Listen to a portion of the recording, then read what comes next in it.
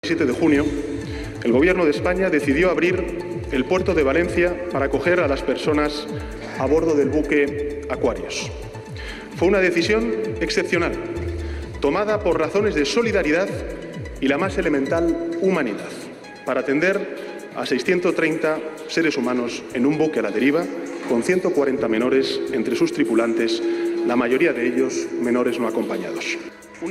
Pedro Sánchez ha defendido el valor ejemplar de la decisión de su gobierno de acoger a los migrantes del Aquarius, de cuya llegada a Valencia se cumplen hoy 10 días. Sánchez ha rechazado, indignado, las acusaciones de que estaba haciendo marketing con su decisión y ha apuntado a la necesidad de una solución europea para el desafío migratorio que afronta Europa hace ya varios años. Al respecto de la cuestión migratoria tenemos una última hora, y es que el Lifeline, con 239 migrantes a bordo, rescatados hace 6 días, acaba de atracar en Malta. Buenas noches y bienvenidos a Público al Día. Está también dispuesto. No ha entrado la cabecera.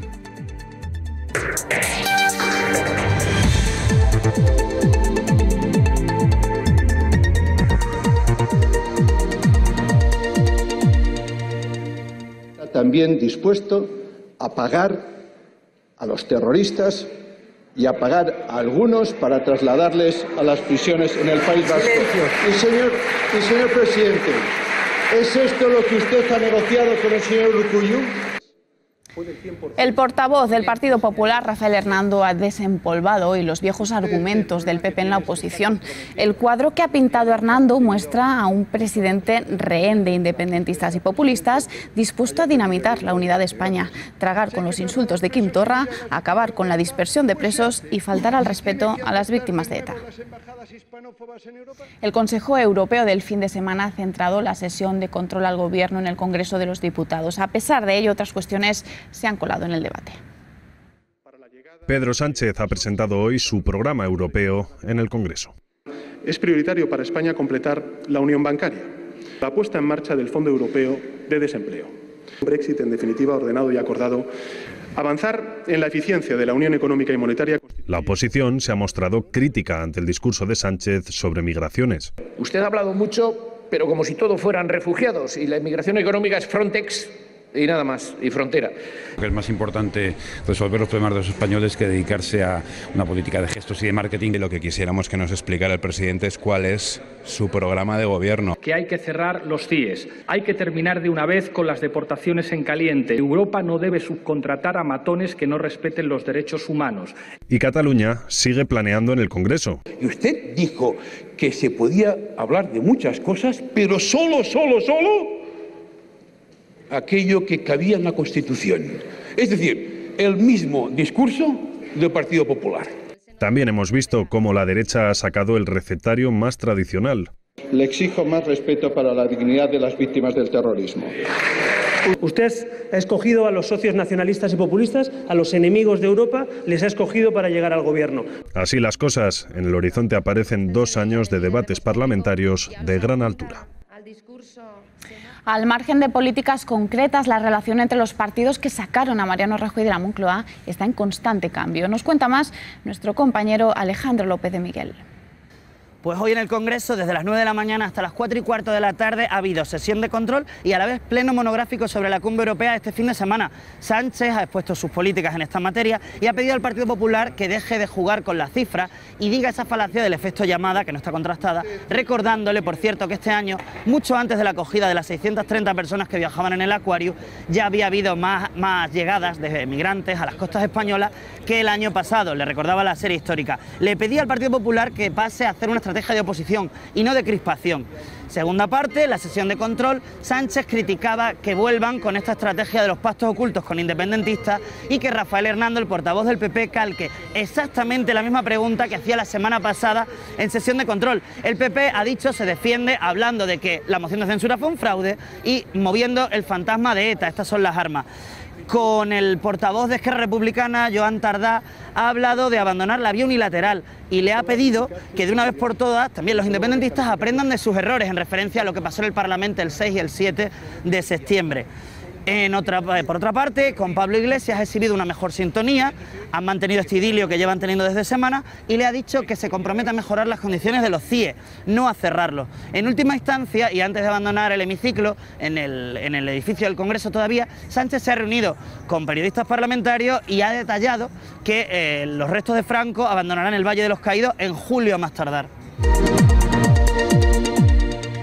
Hablamos ahora de las trabajadoras del 016, Servicio de Atención a Víctimas de Violencia Machista. El cambio de empresa que lo gestiona ha provocado un cambio de instalaciones que denuncian las expone a graves condiciones de inseguridad. La continuidad del 016 es uno de los retos del nuevo gobierno, que llegó a Moncloa al tiempo que el teléfono de atención a víctimas de violencia machista cambiaba de manos. Hoy hemos sabido que las mujeres que han sufrido violencia de género o psicológica presentan un grave deterioro de su salud. Las trabajadoras no denuncian solo que Atencia no quiso subrogar los contratos, sino las condiciones de las nuevas instalaciones. Un polígono industrial aislado donde, dicen, están expuestas a un alto riesgo de sufrir violencia.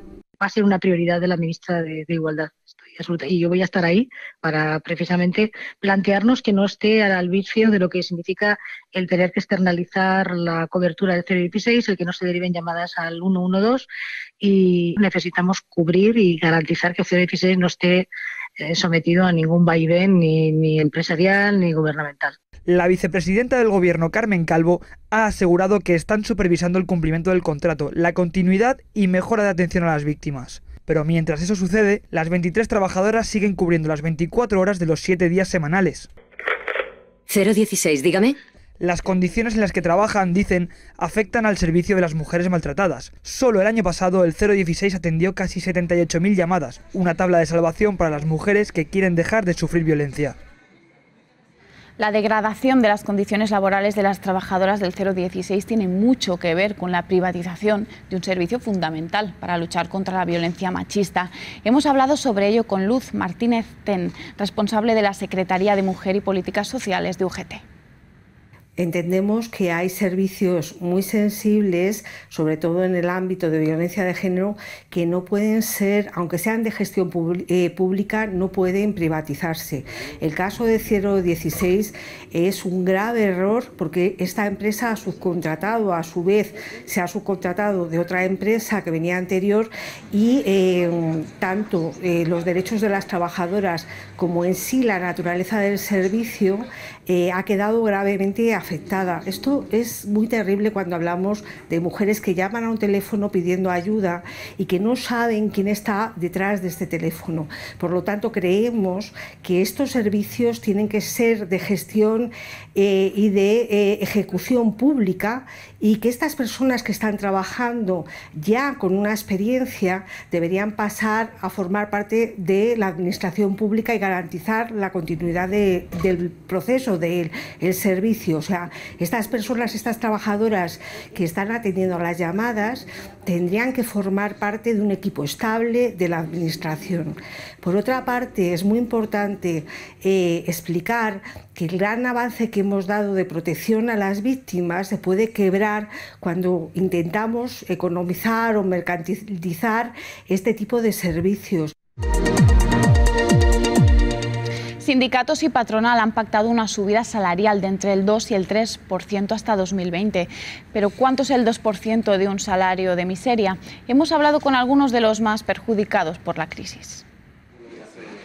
Ya hay preacuerdo entre patronal y sindicatos. Subirán los sueldos un 2%. Para llegar al 3% se dependerá de la productividad, los resultados o el absentismo injustificado. Además, pretenden que el salario mínimo por convenio sea de 14.000 euros, es decir, 1.000 euros al mes. Isabel trabaja en el servicio de ayuda a domicilio. Mi trabajo consiste en atender a las personas dependientes en su domicilio. Vamos y intentamos realizar en unas 2 horas o así que tengan todas sus necesidades cubiertas. En su sector nadie llega a ser mileurista. Pues yo trabajo con una jornada de 30 horas a la semana y mi salario son 800 y poco euros.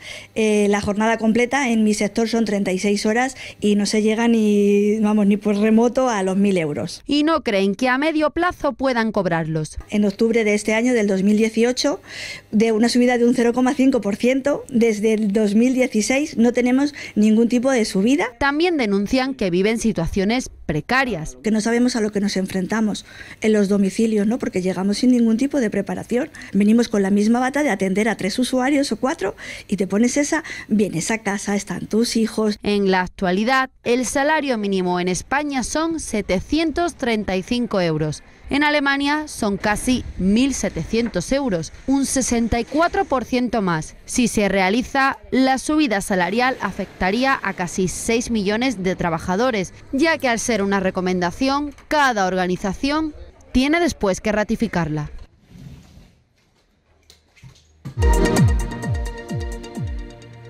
El Tribunal Supremo confirma el procesamiento por rebelión de 13 investigados por el procés, entre ellos Puigdemont y Junqueras.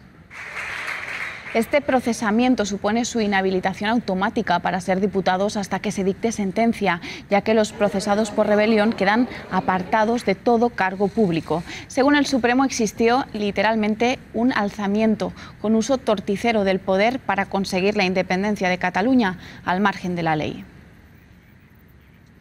Detenido Jorge Rodríguez, presidente de la Diputación de Valencia y alcalde de Ontinyent.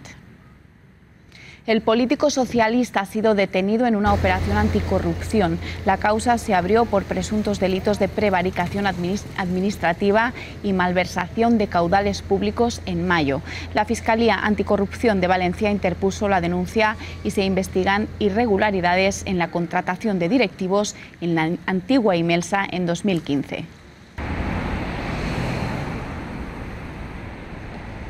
El juicio por los bebés robados ha quedado suspendido temporalmente.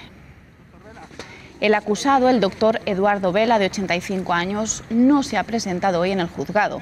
Su abogado ha entregado al tribunal el justificante de un ingreso en urgencias del ginecólogo, presunto autor del rapto de Inés Madrigal a su madre en 1969 para entregarla a la familia que la crió.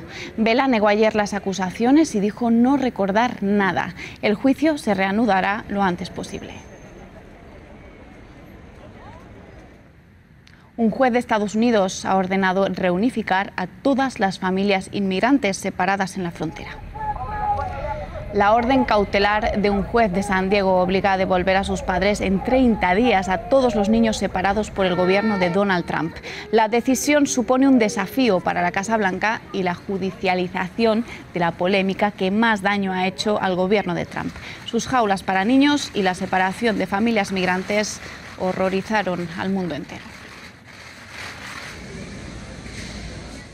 Investigadores de oncología del Hospital Vall d'Hebron han descubierto cómo eliminar células tumorales latentes.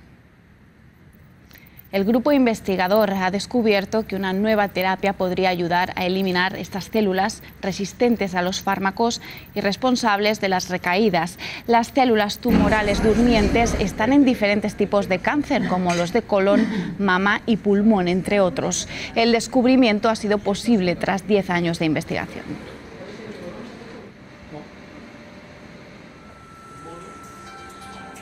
Por fin podemos despedirnos con una buena noticia. Sin duda, un avance importantísimo en la cura del cáncer. Os dejamos por hoy y volvemos mañana puntuales a las 8:30. Podéis seguir informados de toda la actualidad en público.es. Os dejamos en un ratito, 9:15, en La Frontera, con Juan Carlos Monedero. Buenas noches.